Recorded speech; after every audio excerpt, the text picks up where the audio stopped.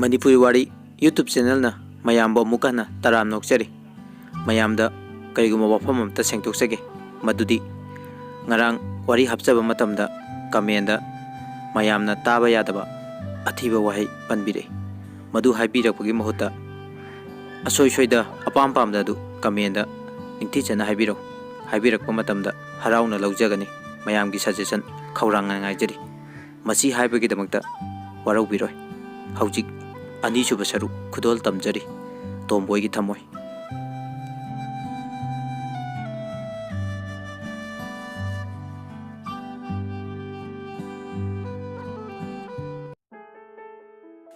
हाइना बलै मियोय बाहायबसी अयन बता पामी फजबदा ngawi adubu wato na wanglaga kwakna phamde thadoi magi punsida sauningba pendaba ikaiba kyana pullare ngasidi thadoi college ta murum solaga changai thadoi yam pakti nupani na nupi ni kaina tin kang hek malana as yam haina roida दाव गमते यादों मानती अहान बिनुम सिदा असुमना बिद याम यावदना college त चंगे bell तारदना थादोइसु class चंगे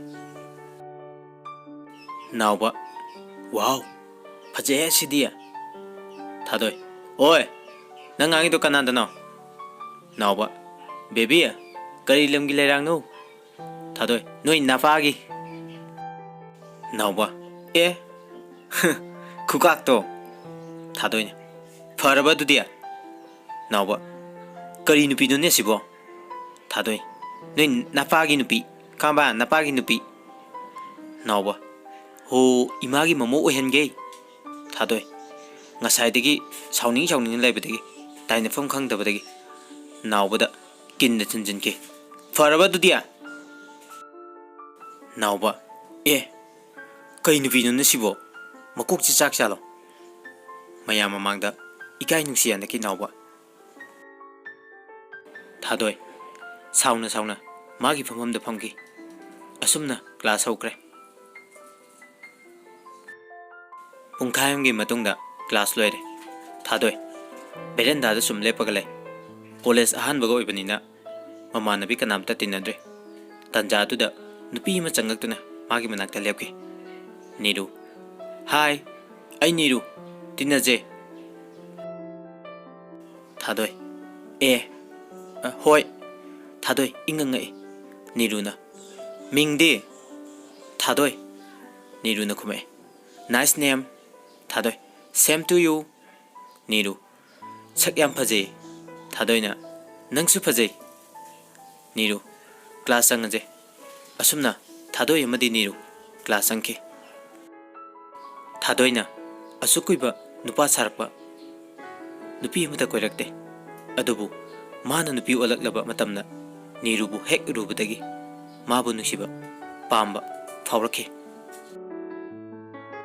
मथंगी नुमिने थादोइ मिंगसेन ममांगदा फमदुना मोमोन नोक्तुना वाखल मोन खलमी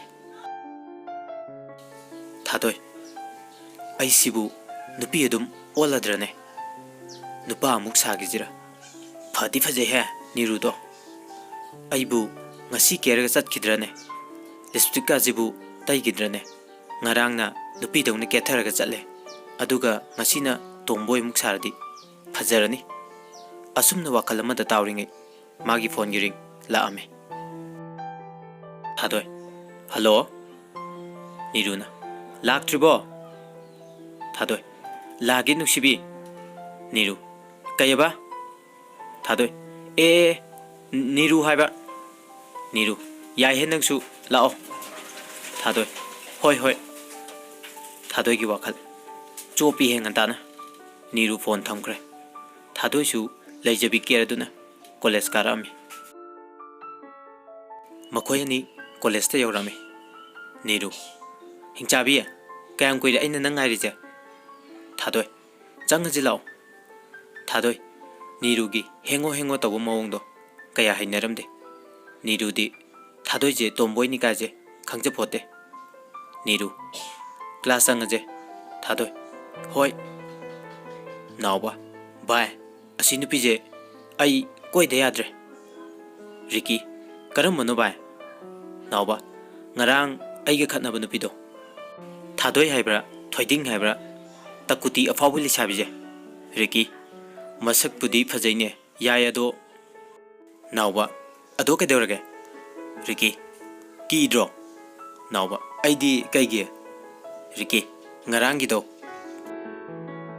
ꯅꯥꯎꯕ ꯑꯩ ꯇꯧꯒꯦ ꯌꯦꯡꯉꯨ ꯔꯤꯀꯤ ꯍꯣꯏ ꯌꯦꯡꯒꯦ ꯅꯥꯎꯕ ꯑꯣꯏ ꯊꯥꯗꯣꯏ ꯊꯣꯏꯗ꯭ꯔꯤꯡ ꯔꯤꯀꯤ ꯑꯦ ꯊꯥꯗꯣꯏ ꯅꯄꯥꯔꯣ ꯅꯥꯎꯕ ꯇꯀꯨꯇꯤ ꯂꯩꯁꯥꯕꯤ ꯊꯥꯗꯣꯏ ꯍꯥꯠꯇꯣꯛꯎꯔꯣ ꯅꯥꯎꯕ ꯏꯕꯥꯅꯤ ꯀꯣꯏꯅꯔꯁꯦ ꯀ꯭ꯂꯥꯁꯇꯨꯗꯒꯤ ꯁꯥꯇ꯭ꯔ ꯂꯣꯏꯅ ꯅꯣꯛꯏ ꯔꯤꯀꯤ ꯑꯃꯗꯨꯅ ꯑꯩꯒꯤ ꯅꯤꯔꯨ ꯅꯪ ꯊꯥꯗꯣꯏ ꯀꯔꯤ ꯅꯤꯔꯨ ꯄꯜꯂꯛꯄꯗꯒꯤ ꯊꯥꯗꯣꯏ ꯁꯥꯎꯗꯨꯅ ꯃꯥꯒꯤ ꯕꯦꯒꯇꯨꯅ ꯅꯥꯎꯕ ꯑꯃꯗꯤ ꯔꯤꯀꯤꯗ ꯊꯣꯝꯂꯝꯃꯤ ꯅꯤꯔꯨ ꯀꯩꯅꯣ ꯊꯥꯗꯣꯏ ꯅꯪ ꯇꯧꯔꯤꯗꯣ ꯊꯥꯗꯣꯏ ꯇꯥꯅꯤꯡꯗꯦꯍꯦ ꯇꯨꯃꯤꯟ ꯂꯩꯌꯨ ꯅꯥꯎꯕ ꯅꯪ ꯌꯥꯝ ꯐꯥꯎꯕ꯭ꯔꯣ ꯊꯥꯗꯣꯏ ꯐꯥꯎꯔꯦ ꯅꯔꯟꯗ ꯐꯥꯎꯕ ꯅꯠꯇꯦ ꯅꯥꯎꯕ ꯑꯣꯏ ꯄꯣꯡ ꯍꯋꯥꯏꯅ ꯄꯣꯡꯒꯦꯅ ꯄꯣꯡꯉꯗꯤ ꯎꯌꯥꯟ ꯌꯧꯕꯗ ꯀꯔꯤꯝ ꯀꯥꯟꯅꯗꯕꯅꯤ ꯊꯥꯗꯣꯏ ꯀꯔꯝꯕ ꯒꯂꯤꯗ ꯌꯣꯟꯕ ꯄ꯭ꯔꯃꯥꯟꯅꯣ ꯅꯥꯎꯕ ꯃꯤ ꯌꯥꯝ ꯎꯁꯤꯠꯇꯤ ꯊꯥꯗꯣꯏ ꯈꯔ ꯇꯧꯔꯛꯀꯅꯤ ꯅꯥꯎꯕ ꯇꯀꯨꯇꯤ ꯂꯩꯁꯥꯕꯤ ꯊꯥꯗꯣꯏ ꯑꯣꯏ ꯒꯂꯤ ꯄꯥꯈꯪ ꯅꯥꯎꯕ ꯑꯦ ꯑꯣꯖꯥ ꯆꯪꯉꯛꯄꯗꯒꯤ ꯀ꯭ꯂꯥꯁ ꯍꯧꯔꯦ ꯀ꯭ꯂꯥꯁ ꯇꯧꯔꯤꯉꯩ ꯅꯥꯎꯕꯅ ꯊꯥꯗꯣꯏꯕꯨ ꯌꯦꯡꯖꯈꯤ ꯂꯛꯅꯅꯤꯡꯕꯁꯨ ꯐꯥꯎꯈꯤ ꯊꯥꯗꯣꯏ ꯅꯤꯔꯨꯕꯨ ꯅꯨꯡꯁꯤꯔꯛꯈꯤ ꯑꯗꯨꯕꯨ ꯅꯤꯔꯨ ꯃꯃꯤꯠ ꯌꯥꯝꯕꯤ ꯅꯨꯄꯥꯒ ꯒꯥꯒ ꯇꯧꯒꯟꯕ ꯄꯥꯝꯕꯤ ꯑꯣꯏꯔꯝꯃꯤ ꯃꯊꯪꯒꯤ ꯅꯨꯃꯤꯠꯅꯤ ꯔꯤꯀꯤꯅ ꯅꯤꯔꯨ ꯍꯥꯎꯅꯦ ꯔꯤꯀꯤ ꯐꯣꯟ ꯅꯝꯕꯔ ꯑꯝꯇ ꯅꯤꯔꯨꯅ ꯈꯨꯝꯃꯛꯏ ꯑꯩꯒꯤꯔꯣ ꯅꯠꯇꯦꯍꯦ ꯊꯥꯗꯣꯏꯒꯤꯅꯦ ꯃꯁꯥꯗꯒꯤ ꯂꯧꯖꯧ ꯑꯝꯇ ꯄꯤꯔꯝꯃꯣ ꯅꯪꯒꯤꯔꯣ ꯅꯠꯇꯦꯃꯤ ꯅꯥꯎꯕꯒꯤꯅꯦ ꯑꯣ ꯑꯩꯗꯤ ꯅꯪꯒꯤ ꯃꯥꯜꯂꯨꯔꯕ ꯑꯩꯒꯤꯗꯤ ꯅꯪ ꯂꯩꯁꯤꯗꯤ ꯑꯗꯨꯅꯦꯕ ꯑꯗꯣ ꯏꯕꯥꯅꯤꯁꯦ ꯀꯃꯥꯏ ꯇꯧꯁꯦꯕ ꯅꯤꯔꯨꯅ ꯈꯨꯝꯃꯛꯏ ꯑꯣꯀꯦ ꯁꯦꯡꯉꯕꯣ ꯁꯦꯡꯉꯦ ꯃꯈꯣꯏ ꯑꯅꯤ ꯅꯣꯛꯇꯨꯅ ꯆꯪꯂꯛꯄ ꯎꯕꯗ ꯊꯥꯗꯣꯏ ꯁꯥꯎꯅꯤꯡꯗꯅ ꯅꯤꯔꯨꯕꯨ ꯀꯧꯔꯦ ꯅꯤꯔꯨ ꯈꯪꯉꯤꯌꯦ ꯍꯤꯡꯆꯥꯕꯤ ꯊꯥꯗꯣꯏꯅ ꯂꯥꯛꯑꯣ ꯍꯥꯏꯔꯒ ꯅꯤꯔꯨꯒꯤ ꯃꯈꯨꯠ ꯄꯥꯏꯔ ꯆꯤꯡꯈꯤ ꯔꯤꯀꯤ ꯑꯁꯤꯕꯨ ꯅꯨꯄꯤꯔꯣ ꯅꯨꯄꯥꯔꯣ ꯃꯁꯛ ꯈꯨꯐꯖꯁꯤꯒ ꯇꯧꯊꯣꯔꯛꯄꯅ ꯄꯨꯔꯥ ꯂꯥꯕ ꯊꯥꯗꯣꯏꯅ ꯅꯤꯔꯨꯕꯨ ꯃꯈꯨꯠ ꯄꯥꯏꯔꯒ ꯆꯤꯡꯗꯨꯅ ꯀꯦꯟꯇꯤꯟꯗ ꯆꯪꯈꯤ ꯅꯤꯔꯨ ꯀꯩꯅꯣ ꯅꯪ ꯇꯧꯔꯤꯁꯦ ꯊꯥꯗꯣꯏ ꯅꯪ ꯋꯥ ꯌꯥꯝ ꯄꯥꯝꯕ꯭ꯔꯥ ꯑꯦ ꯀꯩ ꯈꯨꯋꯥꯏꯅꯣ ꯅꯪ ꯅꯨꯄꯥꯒ ꯒꯥꯒ ꯇꯧꯕꯗꯣ ꯌꯥꯝ ꯄꯥꯝꯕ꯭ꯔꯕ ꯍꯥ ꯑꯩ ꯔꯤꯀꯤꯁꯦ ꯀꯣꯏꯗ ꯌꯥꯗ꯭ꯔꯦ ꯊꯥꯗꯣꯏ ꯀꯣꯏꯔꯣ ꯅꯪ ꯇꯟꯖꯥ ꯑꯗꯨꯗ ꯅꯥꯎꯕꯒ ꯔꯤꯀꯤꯒꯁꯨ ꯑꯆꯥꯄꯣꯠ ꯆꯥꯕ ꯆꯪꯉꯛꯈꯤ ꯔꯤꯀꯤ ꯑꯣꯏ ꯗꯤꯌꯔ ꯅꯤꯔꯨ ꯍꯩꯃꯥ ꯗꯥꯔꯂꯤꯡ ꯔꯤꯀꯤ ꯀꯩ ꯆꯥꯗꯣꯏꯅꯣ ꯅꯤꯔꯨ ꯑꯆꯥꯄꯣꯠ ꯍꯥꯏꯗ꯭ꯔꯁꯨ ꯁꯤꯗ ꯐꯝꯃꯨ ꯍꯣꯏ ꯗꯤꯌꯔ ꯊꯥꯗꯣꯏ ꯌꯥꯝ ꯇꯥꯅꯤꯡꯗꯦꯀꯣ ꯅꯥꯎꯕ ꯅꯥꯀꯣꯡ ꯃꯦꯟꯖꯜꯂꯣ ꯁ꯭ꯋꯥꯏꯗ ꯐꯝꯃꯛꯀꯅꯨ ꯅꯥꯎꯕ ꯅꯪ ꯅꯊꯧ ꯅꯠꯇꯦ ꯀꯨꯁꯤ ꯔꯤꯀꯤ ꯌꯥꯔꯦꯍꯦ ꯅꯣꯏ ꯑꯅꯤꯁꯤꯅ ꯅꯤꯔꯨ ꯏꯅꯦ ꯆꯥ ꯃꯔꯤꯒ ꯕꯣꯔꯥ ꯄ꯭ꯂꯦꯠ ꯑꯅꯤꯗꯪꯒ ꯄꯤꯌꯨ ꯔꯤꯀꯤ ꯑꯗꯨꯅ ꯌꯥꯔꯗ꯭ꯔꯣ ꯗꯤꯌꯔ ꯊꯥꯗꯣꯏ ꯑꯩ ꯆꯠꯂꯒꯦ ꯅꯤꯔꯨꯅ ꯇꯥꯅꯤꯡꯗꯦꯀꯣ ꯊꯥꯗꯣꯏ ꯅꯣꯏ ꯋꯥꯔꯤꯗꯣ ꯌꯥꯝ ꯋꯥꯔꯕ ꯅꯥꯎꯕꯅ ꯀꯜꯂꯛꯏꯔꯣ ꯇꯀꯨꯇꯤ ꯂꯩꯁꯥꯕꯤ ꯊꯥꯗꯣꯏ ꯀꯩꯅꯣ ꯒꯂꯤ ꯄꯥꯈꯪ ꯅꯥꯎꯕ ꯏꯕꯥꯅꯤꯁꯨ ꯁꯨꯃꯥꯏꯅ ꯀꯧꯅꯅꯕ ꯀꯣꯏꯅꯔꯁꯤꯗꯅ ꯅꯥꯎꯕ ꯊꯥꯗꯣꯏ ꯑꯩ ꯅꯪ ꯅꯨꯡꯁꯤ ꯊꯥꯗꯣꯏ ꯁꯥꯎꯕ ꯍꯦꯟꯃꯟꯕꯗꯒꯤ ꯃꯥꯅ ꯊꯛꯏꯕ ꯆꯥꯗꯣ ꯅꯥꯎꯕꯒꯤ ꯃꯃꯥꯏ ꯊꯩꯖꯤꯟꯈꯤ ꯆꯥꯔꯤꯕ ꯕꯣꯔꯥꯗꯨꯁꯨ ꯂꯣꯏ ꯆꯈꯥꯏꯈꯤ ꯅꯪ ꯍꯧꯅꯨ ꯑꯩꯒꯤ ꯈꯨꯠꯇ ꯁꯤꯕ ꯁꯣꯏꯔꯣꯏ ꯅꯤꯔꯨ ꯊꯥꯗꯣꯏ ꯁꯥꯎꯅ ꯆꯠꯈꯤ ꯅꯤꯔꯨꯁꯨ ꯊꯥꯗꯣꯏꯕꯨ ꯀꯧꯗꯨꯅ ꯊꯣꯛꯈꯤ Ricky, kaino sibu nupiru nuparo. Nauba, taning deko, ini marol makabani, nang marol ma. Bai, asibu tomboy jalo. Nauba, bitte ko wangang duko. Mai mongji udro. Uye, ai di kijebo. Ai di nuksi. Ricky, nuksini nang. Nauba, aseng mene. Ai ma koi duni. O, mai thung na nupi. Tau thorak na laba. Yai. Nauba na. Adu oirazu. Hayeng wai di phanek suba soiraroi. Nauba, taning de ko. Ai lohong ba yawang amoy ko.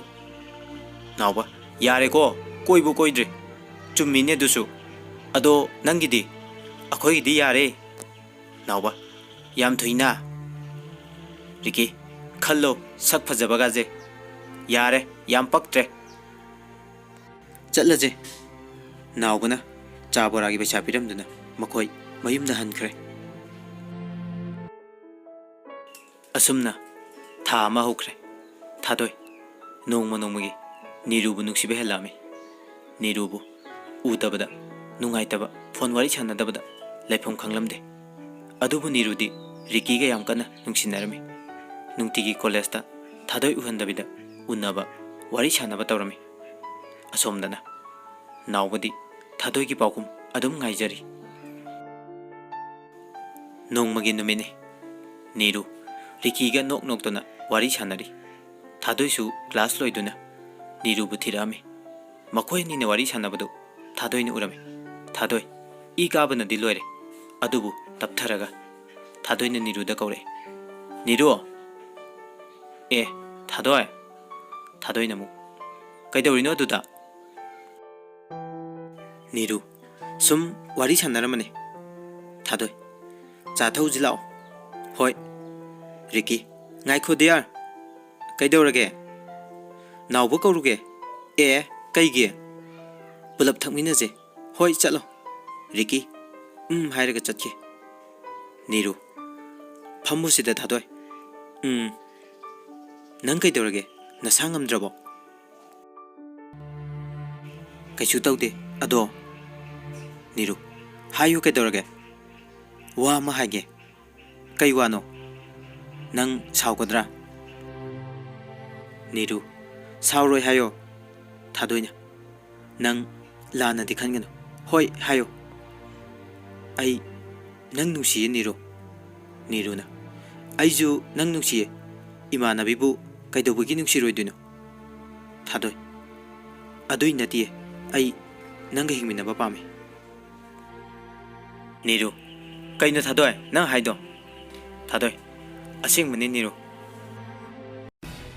Niru nangbu nupiru nuparo ha adu yam chawkhattaba nupa gamda phangjadrabo nasakto mingjena gamta yengdro nupi nangna nupa gi wakhal khallido chatkhro chalo nasakde ningde hayeng de gengonda amta kawrakana asumna Niruna thadoi thina chairame.